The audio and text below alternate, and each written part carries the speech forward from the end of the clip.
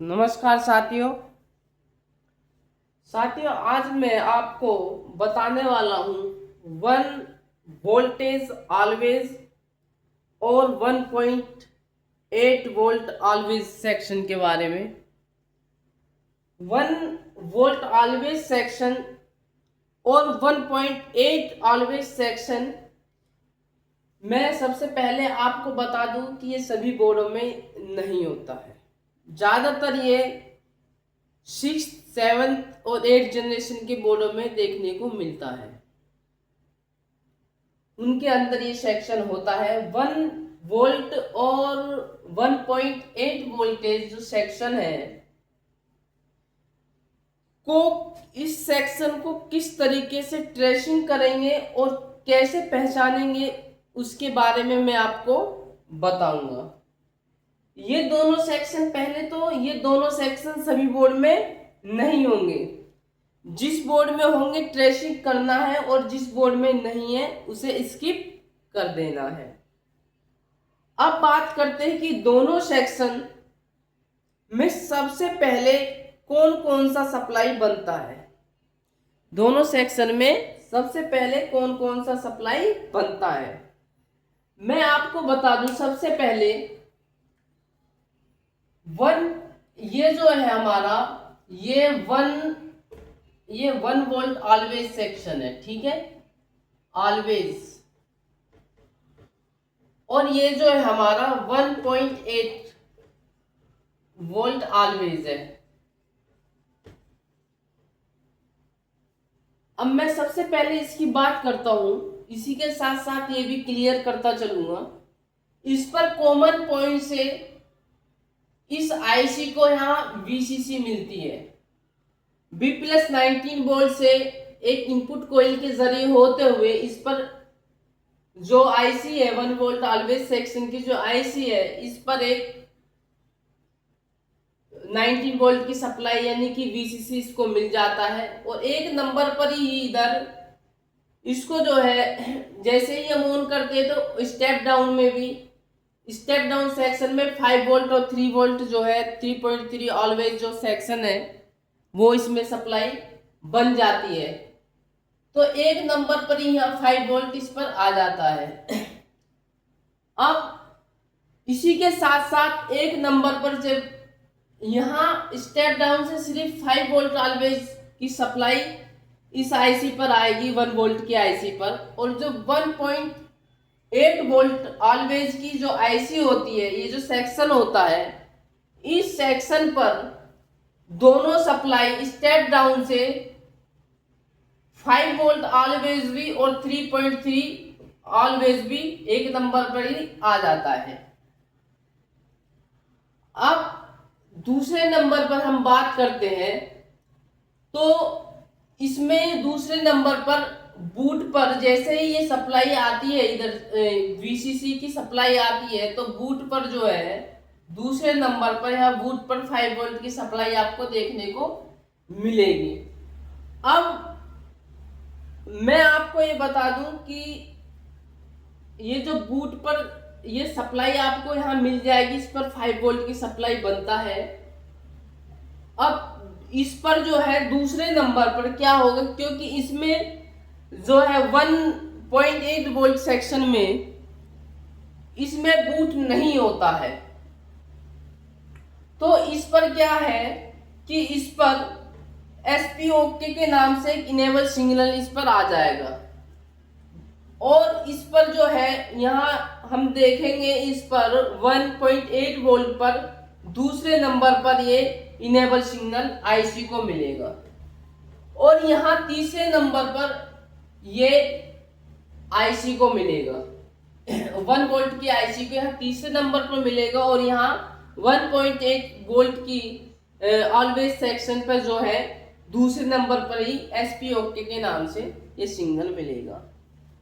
अब ये जो सिग्नल है, अब आती है कि बात ये सिग्नल आता कहां से है। तो ये सिग्नल जो स्टेप डाउन से, जब स्टेप डाउन सेक्शन मैंने आपको पढ़ाया था तो स्टेप डाउन सेक्शन में जो लास्ट में जब सब चीज ओके होते हैं, जो पी गुड का सिग्नल निकलता है वही पी गुड का सिग्नल इन दोनों 1 वोल्ट ऑलवेज और 1 पॉइंट ऑलवेज जो आईसी है, इन दोनों के लिए एसपी ओके के नाम से ये इनेबल सिग्नल बनता है। अब जैसे ही इन पर इनेबल सिग्नल आता है, इस पर जैसे दूसरे नंबर पे इनेबल सिग्नल आता है और इस पर तीसरे पे, क्योंकि इसमें बूट नहीं है, इसमें बूट होता है 1 वोल्ट की सेक्शन में।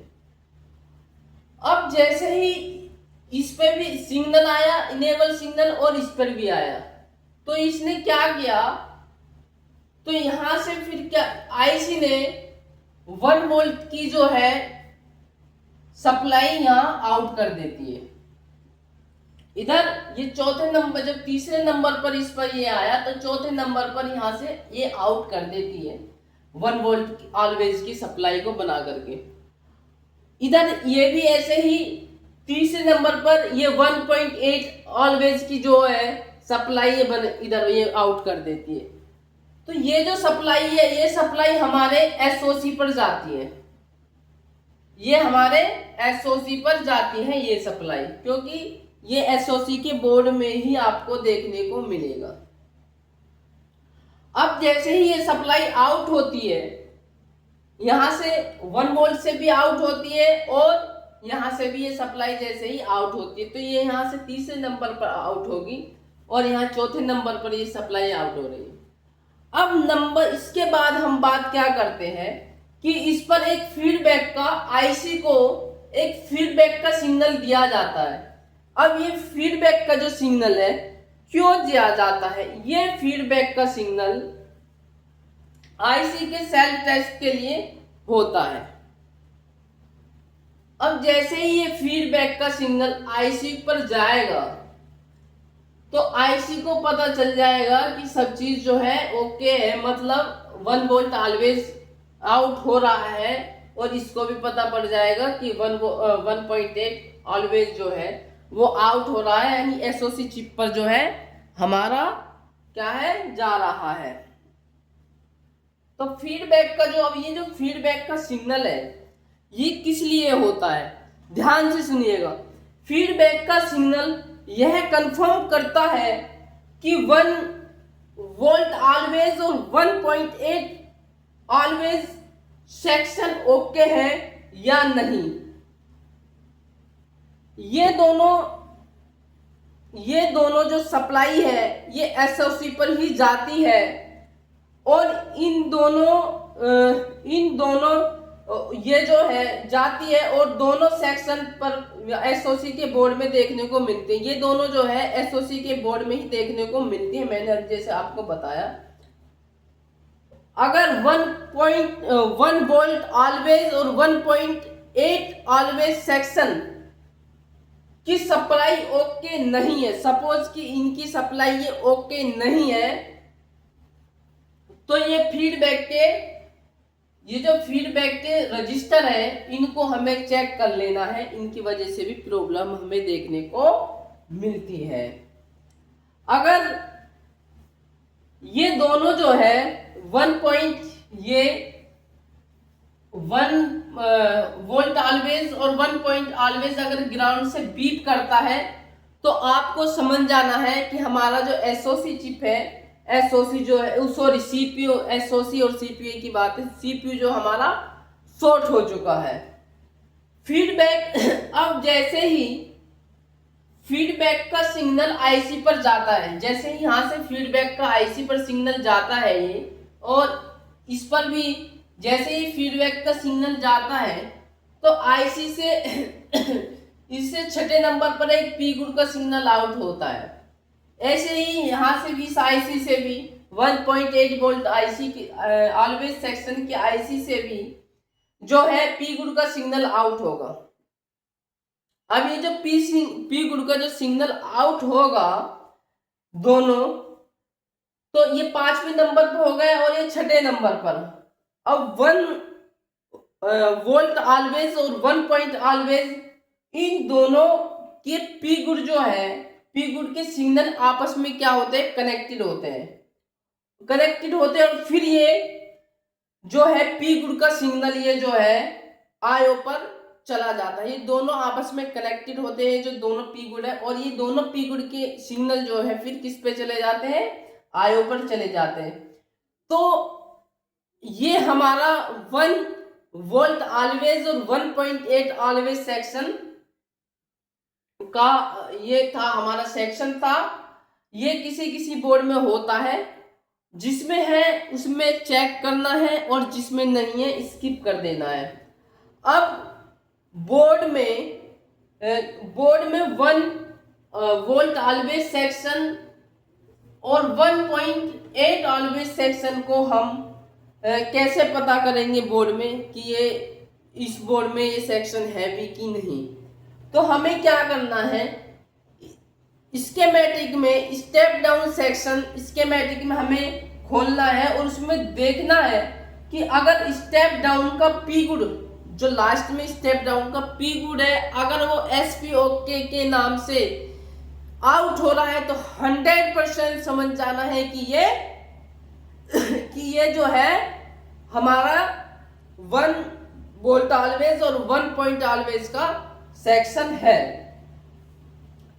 और एक चीज और मैं क्लियर कर दूं आपको, यहाँ जो हमारी जो 1.8 वोल्ट ऑलवेज सेक्शन की जो IC होती है वो हमेशा 8 पिंस की IC ही होती है। कितने, वो हमेशा 8 पिंस की ही IC होते हैं।